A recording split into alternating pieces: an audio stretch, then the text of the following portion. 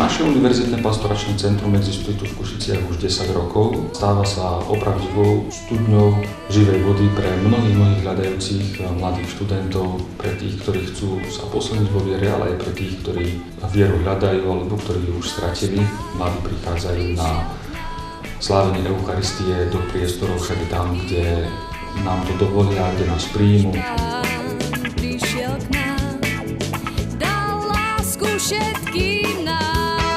Univerzitné pastoračné centrum, to nie sme iba my, kňazi. To sú naši mladí študenti, ku ktorým prichádzame a my potrebujeme ísť spolu, ťahať spolu. Mladí ľudia sú tí, ktorí hľadajú, ktorí sú hladní, majú chuť, nestoja na jednom mieste.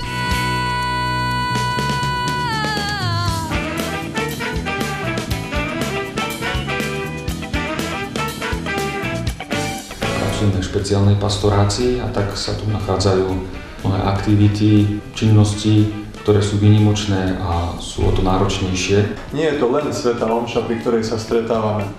Sú to aj športové aktivity, kultúrne akcie alebo spoločenské akcie. Mladí ľudia veľmi radi prichádzajú na náš reprezentačný ples alebo na sedliackú veselicu.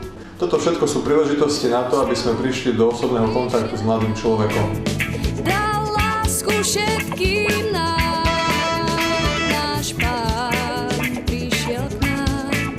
A čo najviac je, myslím, že oslovujúce pre mladého človeka, to je hudba. Na každom internáte sa snaží byť nejaká dobrá kapela a raz v mesiaci je tzv. Live Svätá omša, kde hrá veľmi dobrá kapela, veľmi dobrá hudba, kvalita na jedničku. No a k tomu je aj ten duchovný program Svätá omša, chvály, skúsenosť spoločenstva, modlitba, príhovor, možnosť sviatosti zmierenia.